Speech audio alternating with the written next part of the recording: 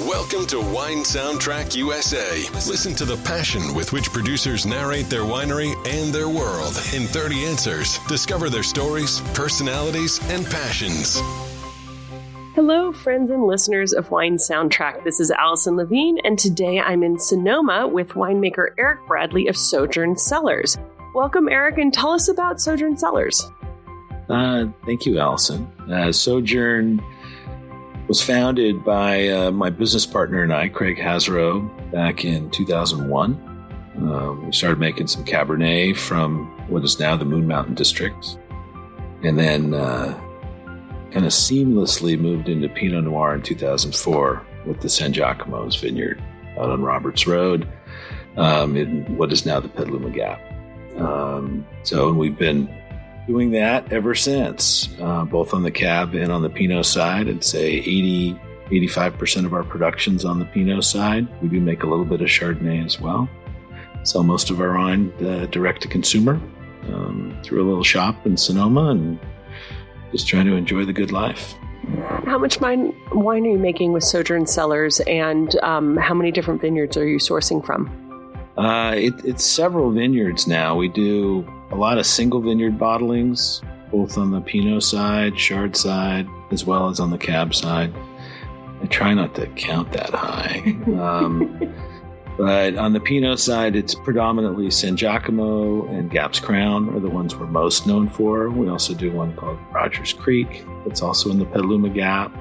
And then we do smaller bottlings from Ruling, Riddle, Wohler Road, Ridgetop out in Annapolis, and Wallala out in Annapolis. And then we'll do some Appellation blends that are blends of those vineyards plus others. And then on the Cab side, George III, owned by the Beckstoffers over in Rutherford, Oakville Ranch, and then Chardonnays from Durrell, Ruling, as well as Gap's Crown and San Giacomo. So some known of good fruits. Yeah, some known vineyards out there. And your total case production?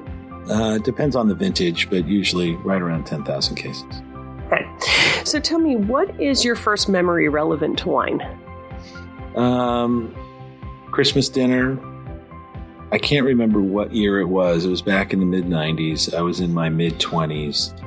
And my dad used to collect old Arrowwood wines from the late 80s, really, and around 1990. And he opened a 1990 Sonoma County Cab at Christmas dinner.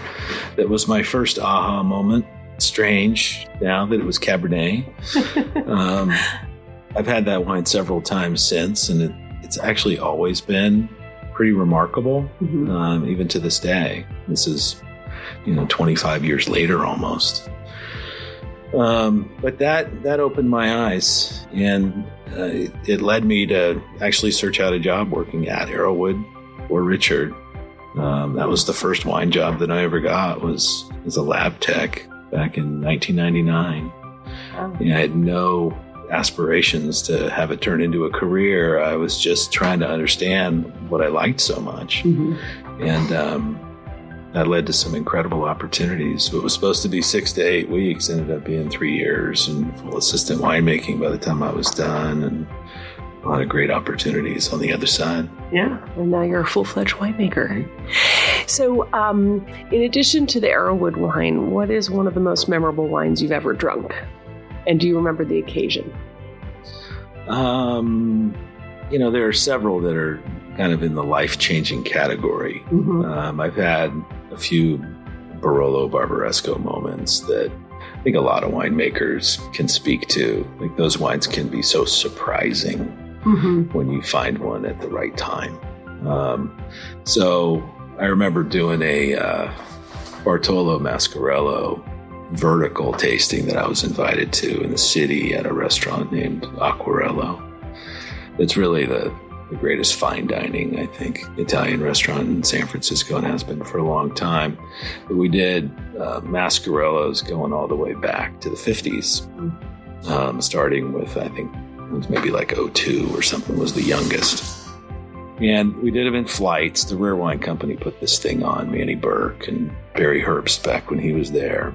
And we started with the young ones, and we worked our way back. So I just remember it so vividly. tasting same winemaker, same piece of dirt, single grape.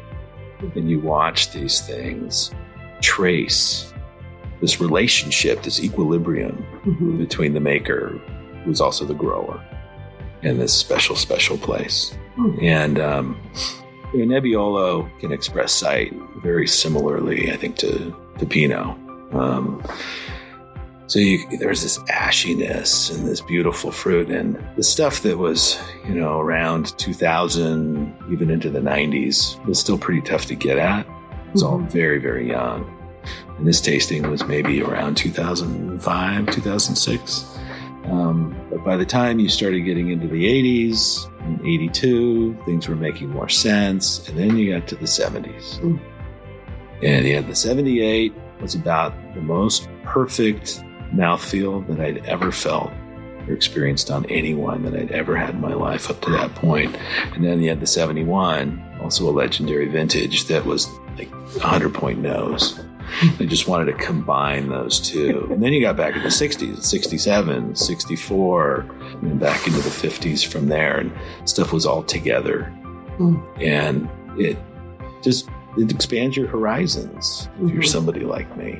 So it's a pretty extraordinary tasting. It was awesome. Among all the populations in the world, who do you think drinks the best in terms of quality? That's interesting. I never thought of it like that. I don't know. I really like everyday drinking wine in most European countries that I travel to on the Mediterranean side. So certainly the French, Spanish, and Italians all have it pretty great. You do not have to try very hard to find something that's interesting and more than palatable, especially if you are out in the countryside in a wine growing region, enjoying food that was kind of meant to be consumed with the local grape or local grapes. So I don't know, it's tough to argue with Italy in particular, and things are so specific there. Yeah. And like Spain too, Rioja in particular. And in your cellar, I'm assuming you have a cellar. You said Nebbiolo, you drink Pinot, all these things. What would you say is the most prized possession in your cellar? I can't say just one thing. I mean, I love vintage champagne, and I love big bottles of vintage champagne, so there's a lot of good stuff in there. It's old Krugs from the 80s that are still like crazy good. A lot of 96s, but my old Barolo stash, I was lucky enough to discover that as a passion of mine when it was still a little bit affordable. So I stocked up on what I could back then. And then old Rioja has been fairly affordable until very recently. So I stocked up on a lot of stuff from the early 70s and even into the 60s that are still amazing. Stuff that wasn't meant to be aged indefinitely. It was table wine that is just aged forever because there's so much acid in there that it's super stable. Is there anything in particular that's giving you great satisfaction right now to drink? Beer. From your cellar? I have beer in my cellar. I have lambics and all sorts of fun stuff. I actually have been drinking quite a bit of sparkling. So, what am I drinking in particular? I'm focused on 96 in general, and not just tête de cuvées, but stuff that's more farmer fizz category as well. And I love most things that have been byproducts or offshoots of what Celos has done. The Celos itself is just so hard to come by, and what's been in my cellar, that may be the most prized possession I have, or the few bottles that I haven't drunk of Celos, because I know I can't replace them very easily. So I just crack those on great occasions. But, he's influenced so many people, including still winemakers, including myself, just from how he's been able to express sight in such a specific, elegant way that I find those inspirational. Well, speaking of inspiration and sight and different grapes, do you think that there is a such thing as a perfect variety? Maybe. I think there can be a perfect variety for a particular site. There's no such thing as a perfect variety that translates to every place you can grow grapes, for obvious reasons. I mean, there are spots that are just too cool for, a thick-skinned red varietal to get ripe in a compelling fashion. And then there are some sites that are too warm for things like Pinot. I have always gravitated towards varietals that express place. That's the most interesting part of making wine and drinking wine to me. I like single varietal stuff that comes from a one spot. Sometimes that can be Chardonnay from Burgundy or Chablis, and sometimes that can be Pinot from the Sonoma coast or Oregon, or Syrah from the Northern Rhone, all sorts of stuff. What is your opinion about wine critics and scores? I don't want to be a slave to it, but at the same time, it's important feedback. I think the ones that are good perform a very valuable service. And I genuinely want to know what they think of these wines. And I try and listen, and the stuff that makes sense to me, I incorporate in. It's not a very easy thing to react to anyway, thank God. So I don't know. I like the validation, but I don't care enough so that it keeps me up at night. Good to know. You get a good night's sleep. So I know you spoke a lot about some beautiful red wines, but what's the truth? Red, white, or rosé? What's your preference? Bubbles. Well, that was my next question. Still or sparkling? So I guess sparkling. Sparkling. And I'm going to guess champagne over any other region? Generally. But I'm open to other stuff. I've been surprised periodically, but champagne's deep in wine. What is your approach to food and wine pairing? How seriously do you take that, and do you have any hard and fast rules, or do you like to experiment? I love to experiment. I take it very seriously. I'm not a cocktail wine drinker, so I tend to always have food with wine when I'm not working and just tasting. And I'm always looking for ways to unlock layers in wines and in foods. I mean, it works both ways, of course. So I find that fascinating. Hard and fast rules, I try not to have them. I want to keep an open mind.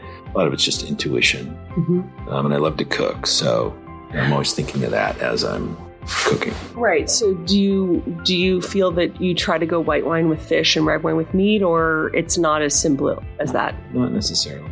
I tend to think of acid and tannin, and then fat. Ways to kind of interact with each other. I tend to like lower alcohol stuff. It just is easier on food in general. I like the way that riper wines taste on their own, but it's just not in practice what I drink. So when you have too much of that low alcohol wine, any cures for hangovers? I don't know. I can't remember the last time I had a hangover from wine. Oh, very professional. Get me into some bourbon late at night and I'm in trouble. But now wine, I don't know. I find it to be more self-moderating. Having to get up early is probably the best cure, though. When you still have a buzz, maybe? I don't know. Yeah.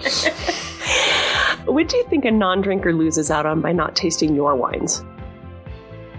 I don't know about me specifically. I think they miss out on, a whole angle of life that, to me, sharing wine and food for that matter with friends and family it's a connecting opportunity.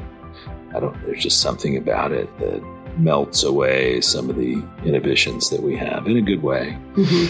Makes it easier to socialize. I'm a little bit introverted by nature, so I use it as a lubricant socially. A little self-serving. Fair enough. So if space aliens were to land on your property, what wine would you want to present them with? Oh, God. It's a great question. I would say... Oh, God. Chauve. Why not? It's just a good excuse to open a shop. And not very self-serving because it's not one of your own bottles. No, but I have them in the cellar, so and they're never ready. They do like a lot of air. So you just finished harvest, and I'm just curious about vintages. Not finished yet. You're almost finished. We're fermenting. But We're done picking. Okay, but how you approach vintage? Do you see that there's a lot of variation from year to year, or more similarities? I mean, how would you define vintage and its differences? Well, I think in California, and Sonoma in particular, there tend to be a lot of similarities, but the differences can be stark for somebody like me that's so kind of deep into it and immersed. Might be less obvious to someone who's not as immersed. To me, it's mostly about ripeness levels. So, and you can have ripeness defined by tannin or sugar levels that turn into alcohol levels. You can also have it defined by acid retention. Like 2018 that we're just wrapping up right now was relatively mild. Not a lot of adversity throughout the growing season. And almost no 100-degree days. And certainly not like 17 where we had stuff that was well above 100 constantly. Labor Day, historically hot. I think we hit 117 here in Sonoma. We had about 90 straight hours where we didn't get below 93 degrees over that weekend. And it just stayed here. It was historic. Cabs loved it. Everything else was like, why are you doing this to me? Including all of us who are living here. But do you think there are more things that repeat themselves in any given vintage? I mean, I think there are, but there are always things that distinguish vintages from each other too. And those are the most interesting parts. We always wake up in, sometime in March or April. I shouldn't say always. 15 was a different year. We woke up earlier that year, but that was very much an outlier. And then, we're always harvesting sometime between late August and early November. So those are some similarities. Yeah. Giving yourself a long window for similarity. Yeah. But we tend to get stuff ripe here. That's one of the advantages of California's climate and just how forgiving and dry it is this time of the year, as opposed to Europe that suffers from having rain constantly during the fall in most vintages, if not all summer long. So big advantage. Oregon, they can't count on that happening every vintage year. We get it right. We get it right 8 out of 10. So in that respect, California can seem like, we're consistent. And we can be, but there are always little things. Size of the crop can certainly dictate how tannin evolves and how acid's retained. I don't know. My job as the winemaker is to express what happened. I want people to be able to drink these wines and know that, okay, 2018 was a mild vintage, but we got everything ripe. So nothing should be overripe or underripe. All be in that zone. Some years, like 2003 in Europe, if you open something up, especially if it's from Bordeaux or the Rhone, that we're talking about stuff that's ripe for them. It's more New World than it is Old World, and maybe not built to age the same way. Those are things that I pay attention to. Are there any signs or omens that you look for that will determine what the harvest will give you? There's certainly signs out in the vineyard that I look for to know that I'm close. We use numbers to help kind of hone in on stuff, but ultimately when to pick is coming from the gut. It's intuition. So we're looking at sugar levels, pH, titratable acidity, things like that. And then tannin ripeness. We're talking about reds. How much gas is left in the tank for the vines? Are the canopies yellowing out, or do they look like there's vigor and they can get the fruit riper? There are all sorts of indicators.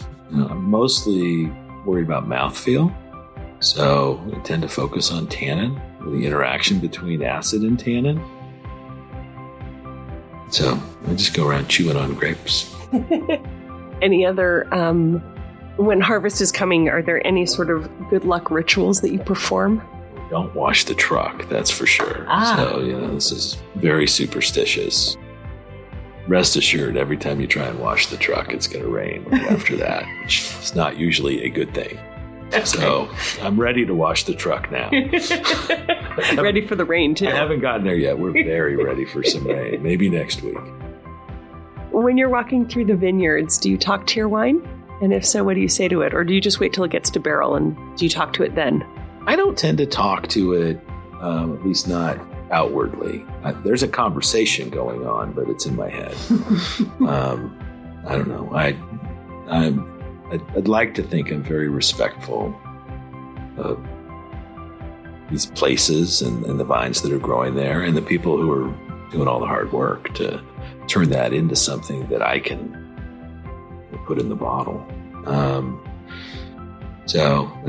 don't tend to talk. I don't have an outward conversation with it, but there's a soulful connection.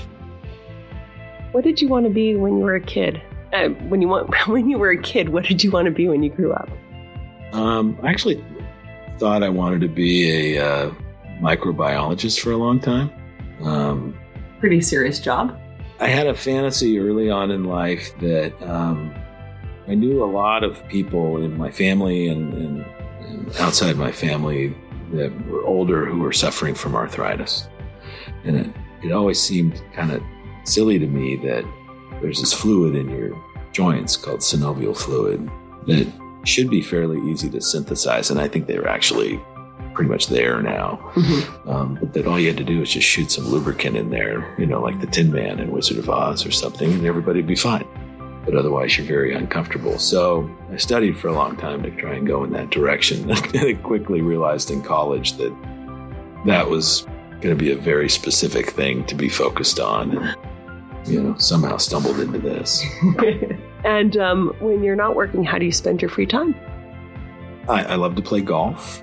So I'm out there. I used to love to play tennis. In fact, Craig and I, when we started Sojourn, we met playing tennis, and we were in a normal doubles group. He had a clay court at his house, but my knees have gotten bad enough later in life that golf's my speed now. So I love to do that, but my wife and I love to travel as well, and two stepsons that like to travel with us.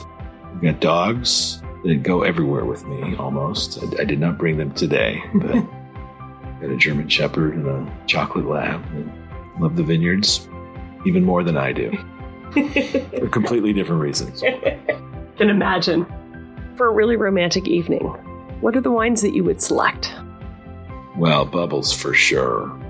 If my wife could just drink bubbles for the rest of her life, I think she'd feel pretty satisfied. So, and yet you don't make any.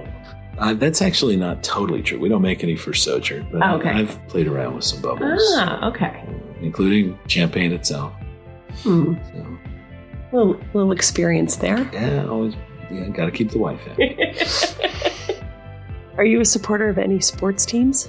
Lots of them. Yes, I tend to be fairly provincial about it. So I grew up in the Bay Area, and I still love the Giants. And I don't watch as much football as I did when I was younger, but the Warriors are certainly capturing my interest these days, and even the Sharks. And if one of your teams were to win, what bottle of wine would you like to gift them with?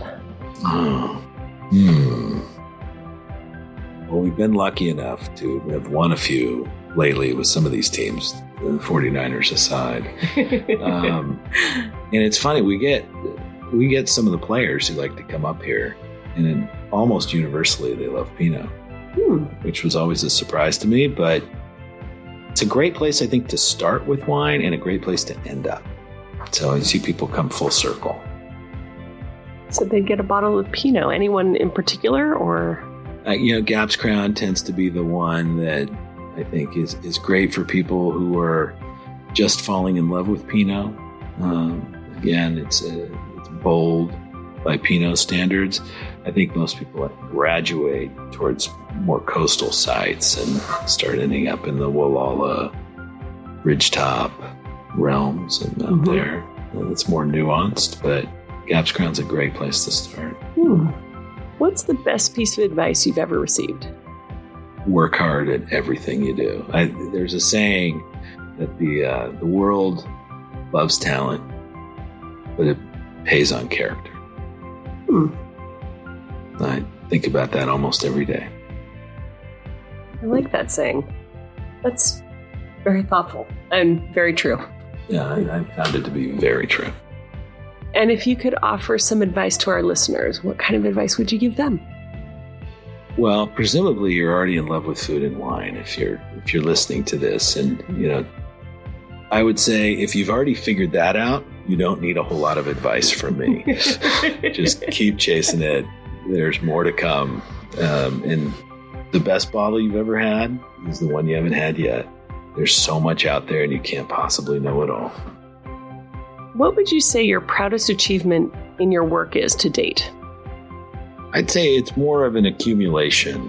I think the general respect that I feel from the growers that I work with and the other winemakers that I work with is just kind of heartwarming. It makes me feel like I'm doing the thing that I should be doing, which I felt that way for a while. So complete the sentence. A table without wine is like? I can't even imagine it. Like no table I want to be at. So a VIP, living or deceased, from any walk of life, is sitting at a restaurant. And paparazzi snap a photo through a window. And on the back of that photo is a bottle of the Sojourn wine sitting on the table. Who would you like that person to be? Interesting question. I'd probably like it to be one of my mentors, like Dick Arrowwood or David Ramey, who I also worked with for a while. I would find just personal satisfaction out of that. I think that's a beautiful answer. I think that is lovely. That the people who taught you would be drinking your wine. Speaking of wine, what do you think we'll be drinking in 500 years, 200 years, 1,000 years? I mean, will we be drinking wine in the future? I hope so. I don't know why you wouldn't be. I mean, to me, wine is integrated into the culture of humanity, especially, the European tradition. But the way that Asia is taking on wine, I think that wine's place at the table is secure for the foreseeable future. If there is a world in 1,000 years, I think we're in good shape. Good. So what are the 3 wines you would take with you to a deserted island? How long am I going to be there? Most people ask me if it's hot or cold or, a desert. Your concern is length. You can have as many bottles of that. Just what 3 wines would it be? Well, I want stuff that's going to last a while because I'm optimistic. And I can dig a really big hole if need be and keep it cold. So I'm okay there. Good. Some bubbles for sure. Might as well, if there's no budget concern. It would be a lot of Solos, I would think. Just makes sense to me. There's always stuff to think about there. And again, it doesn't need to be that effervescent for that stuff to be interesting. It's great, just the base wine itself. There would have to be, because of, my aha moment we discussed earlier, there'd have to be some Barolo. I tend to be partial at this point to old Conternos. Roberto Conterno's come out here a few times and we've gotten to know each other, and he's been very kind at sending some wines that you just can't find over here, and they're always crazy interesting and great expressions of sight. So I've got a very personal kind of relationship with that project. And I love Chave, as we talked about before too. I do think Chave, Rouge and Blanc are the best versions of those two things that exist. They're pure. What's one winemaking region in the world that you still want to explore? Well, there's not just one, thank goodness. I feel like I could spend an endless amount of time in Italy and still learn something almost every time. You can go to Sicily and Sardinia and expand your horizons constantly. But I also love Rioja, and Rioja always surprises me too.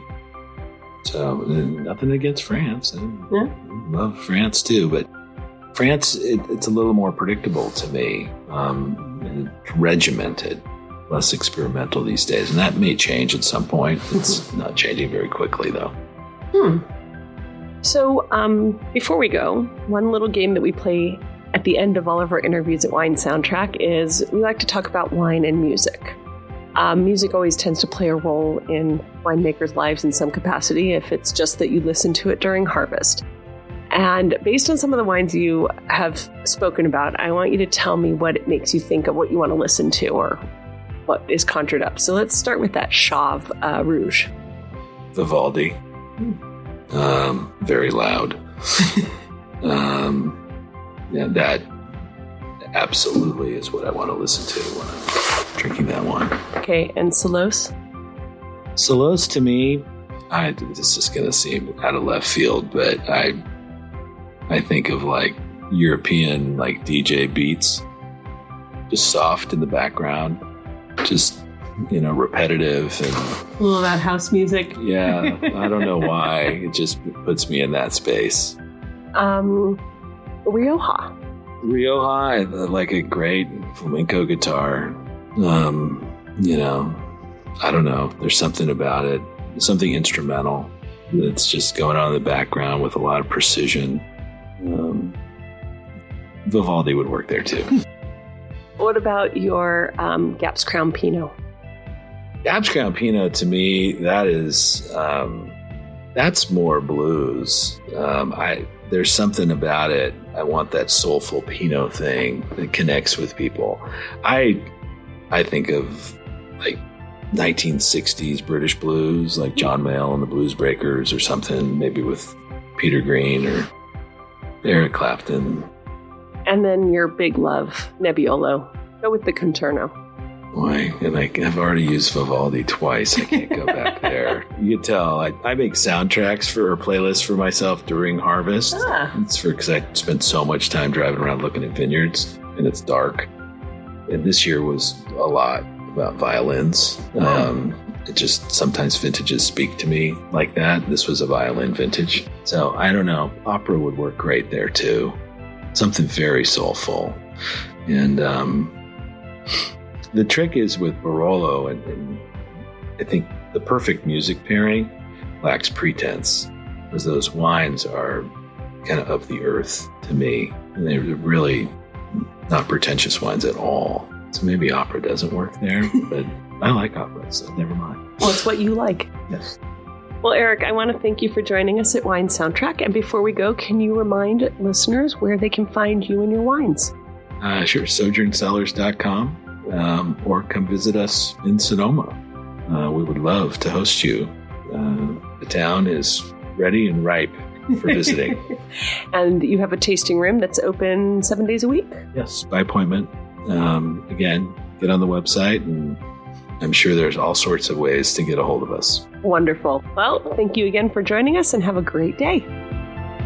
Thanks for listening to a new episode of Wine Soundtrack USA. For details and updates, visit our website, winesoundtrack.com.